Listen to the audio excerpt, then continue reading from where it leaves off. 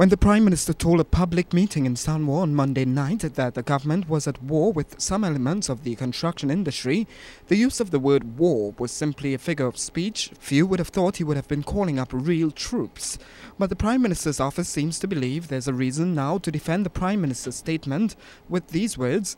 The Prime Minister wishes to state clearly that the government is not now, nor has ever been, in any literal war with any group or person in Trinidad and Tobago.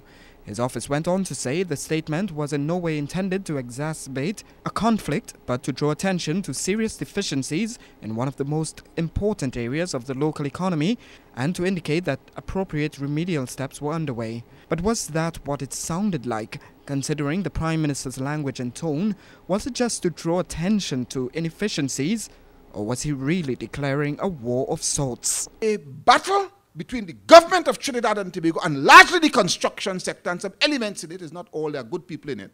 And it is a war, you know. And soldiers may fall along the way, my dear friends, and we are going to fight until we change it. We are going to fight until we change it. In fact, the Prime Minister used the word battle 2 times, war once, fight 5 times, soldiers will fall once, and slings and arrows once. Words used a total of 10 times that figuratively referred to conflict. But it also begs the question, what if the government in fact decides to fight a war against some elements of the construction industry? Is there not a cause? The Prime Minister's office seems to clearly think so, pointing out that one of the matters addressed was that of setbacks being faced in the National Infrastructure Development Drive. These, he said, were largely due to unsatisfactory work being done by the local construction sector. We are not prepared to accept the established order.